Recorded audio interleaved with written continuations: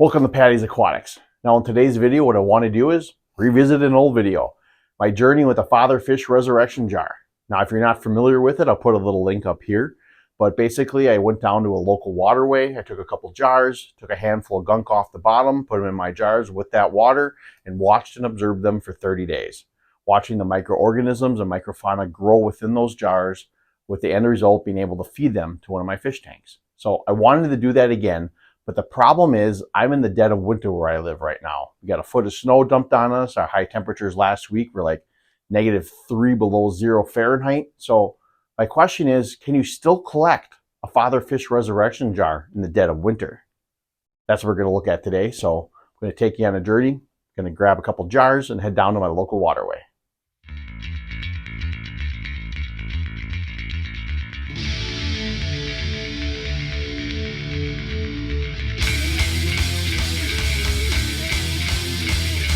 All right, so I'm at the location to try to get our winter resurrection jars.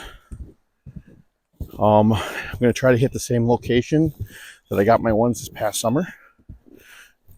Kind of give you a look around here. Definitely is very beautiful, and there is some open water, which is very nice. Not sure where I'm exactly going to go yet. I would like to find an area that's got some type of leaf litter at the bottom and just not mud. I also have to find some open areas of the river that are also going to be safe to get at. Now, I can tell you this, I do truly believe that we will find life in the winter. I believe I've seen it also on a father fish video that microfauna is in Antarctica in a very rigid, cold environment, so there would be no reason why it wouldn't be here.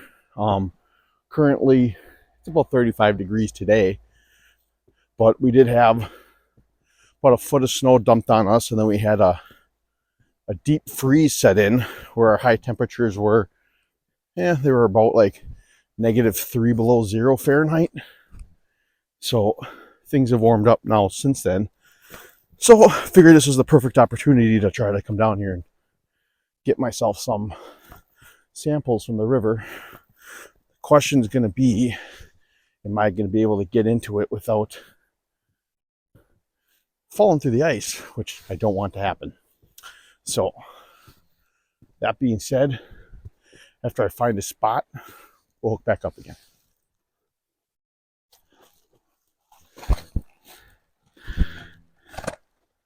Yeah, this is insane.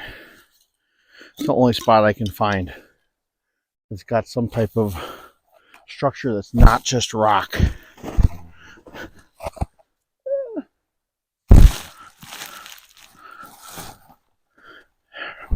Should have wore gloves.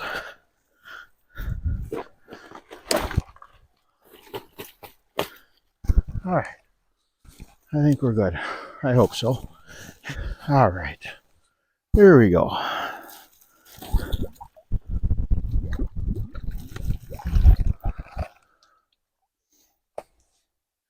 There's one.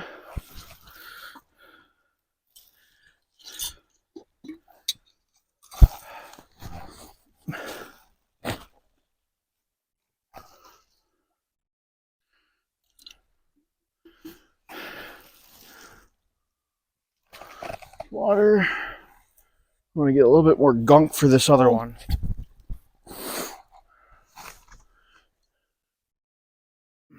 Let's get her. Okay, so I got the resurrection jars. It looked a little sketchy. My hands are numb, freezing from the cold, but it's the beauty of it. I love it. So here, I'll show you the jars. These are the resurrection jars taken from the river, from winter, end of January. We'll see what happens. So we're back in the fish room now, and my hands are a little warmer now. It's been about a half hour since I've been home, but I want to show you what I've already found in these jars.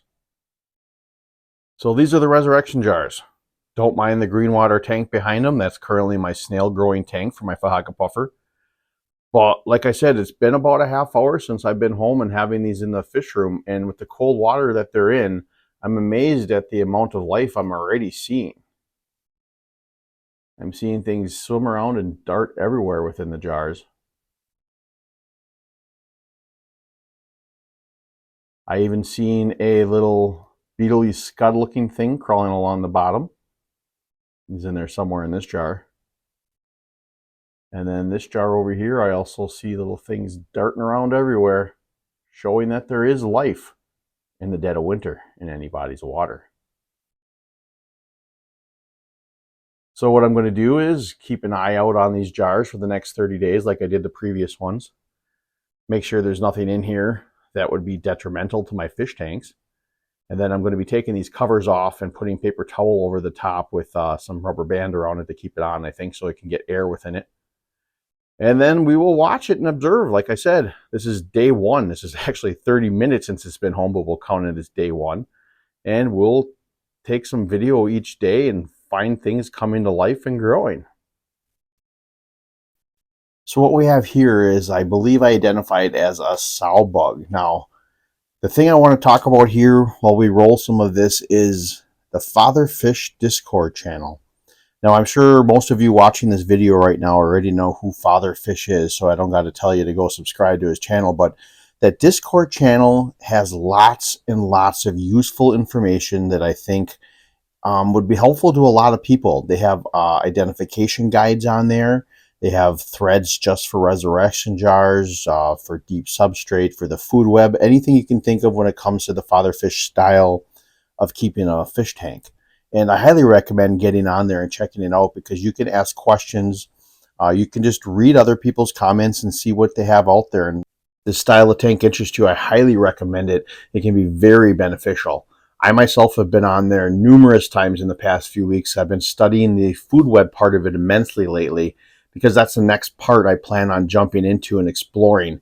I briefly touched on it on my last video with my resurrection jar, where I poured the contents into my tank, but I never kept up with actually feeding it the leaves. So I'm very interested into trying to continue that with the remaining of my tanks here, and starting with these jars. I find it very interesting to be able to continue that process of moving forward to becoming almost as natural of a tank as possible. So the next thing I want to touch on a little bit is, I had a few comments in my last resurrection jar video where they asked, am I asking for trouble by pouring the contents of this jar into my aquarium out of fear that I might spread a pathogen or disease that could kill my fish or wipe out my fish tank? Well, the answer to that would be no, I'm not worried about it. You know, looking at some of Father Fish's material, especially on this Discord, he says that he believes that there are more pathogens within a local fish store's fish tank than there would be in one of these jars you're going to be adding to your tank. And then the whole idea of being able to keep these in your jars, to observe them for at least 30 days, is you can find any of the baddies, as you want to say, that you can be able to pull out of there. And then two, by allowing that much time, there could be anything that would be looking for a host could die off in that amount of time. You know, now that being said, is it 100% for sure that nothing will ever get into your tank from this? No, I don't think anyone could guarantee that ever. Plus, in my opinion, there are so many benefits from having this biodiversity within your aquarium. I kind of look at the aquarium sort of as an immune system. If it's completely sterile and clean, the chances of one little tiny pathogen taking over and creating havoc and killing fish and making things very difficult is very high. Compared to a tank like this style, that's going to have so much biodiversity and so many different bacteria and organisms swimming around, that one little tiny pathogen could wind up being nothing and kind of could help self-regulate itself eventually, like an immune system. Now, again, I am no scientist, but that's just kind of the way that I see it through my eyes.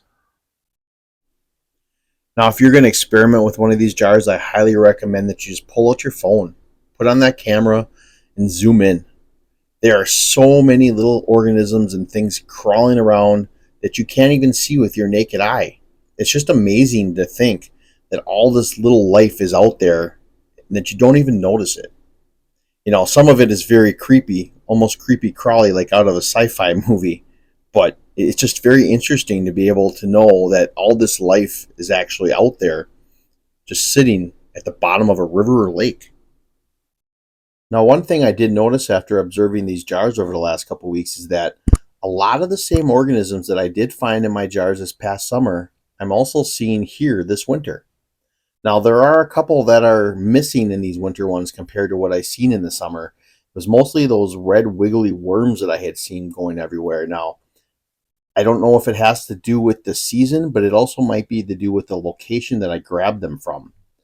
This summer, when I grabbed my jars, I grabbed them from the bottom of a muddy area of the river because there wasn't really much leaf litter at that time.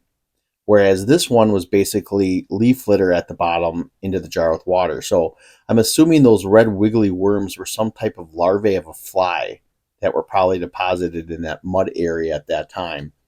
But it's just interesting to know that you might be able to find different species of organisms depending on the season, or you may not. It really all depends on where you live. Like I said, we're here in Wisconsin.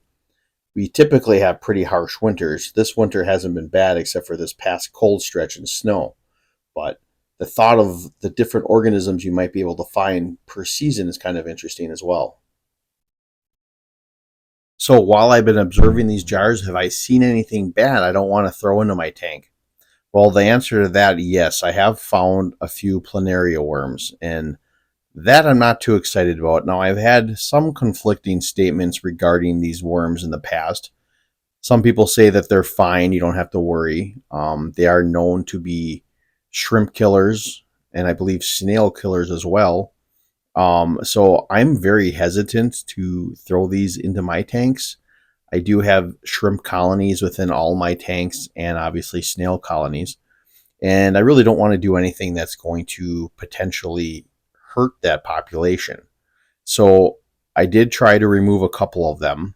Um, I did find some within both jars. So my plan as of right now is I'm going to take a little bit longer observing them for at least another week.